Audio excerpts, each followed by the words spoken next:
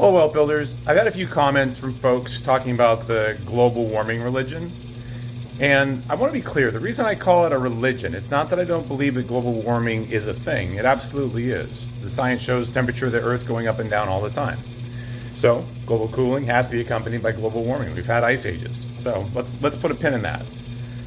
The thing that I want to focus on and why it's considered a religion is, for example, the global warming enthusiasts like the carbon tax. The carbon tax financially punishes somebody for, say, flying a private jet. They can relieve their social guilt and buy off the carbon taxes and, oh, I'm doing my part. Well, that carbon tax doesn't do anything to change the CO2 levels in the atmosphere. The funny thing is that most people have absolutely no idea how much CO2 is in the atmosphere or how much is good or bad. Right now, we'll take a guess. What do you think it is? How much CO2 do you think is in the atmosphere? Right now, we have 0.4% of our atmosphere is CO2.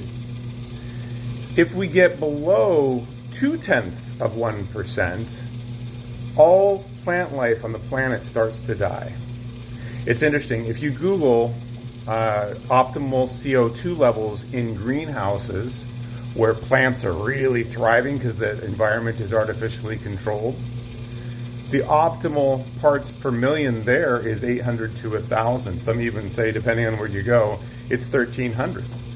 So plants will die if we have the levels drop too much more. They'll thrive if we take the levels up, if we double, triple, quadruple, if we go way more than we are now, if we 3-4x where we're at, plants start to thrive. When plants start to thrive, what happens?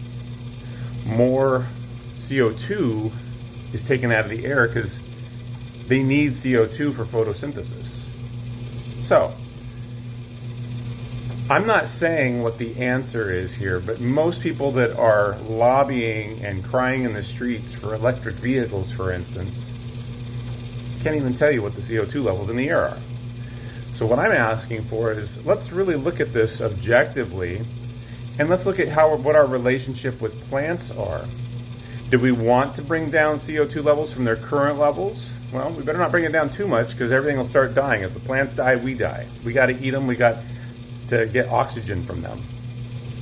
So let's look at it more objectively. Let's not do carbon taxes and random BS out of fear. Let's really peel back the onion and look at the layers beneath. And let's do this together. Stay strong, wealth builders.